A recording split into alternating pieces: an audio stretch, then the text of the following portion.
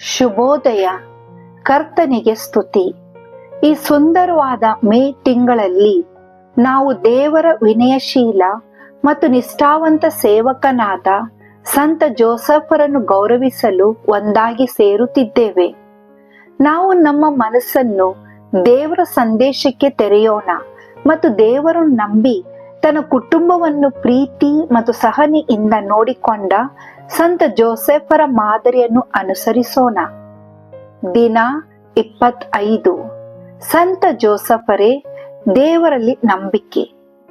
Saint Joseph, trust in god.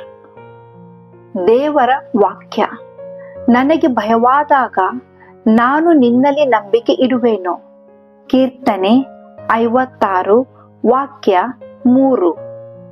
ಜ್ಞಾನ: ನಂಬಿಕೆ ಅಂದರೆ ನಮ್ಮನ್ನು ನಾವು ಸಂಪೂರ್ಣವಾಗಿ ದೇವರಿಗೆ ಒಪ್ಪಿಸಿಕೊಡುವುದು.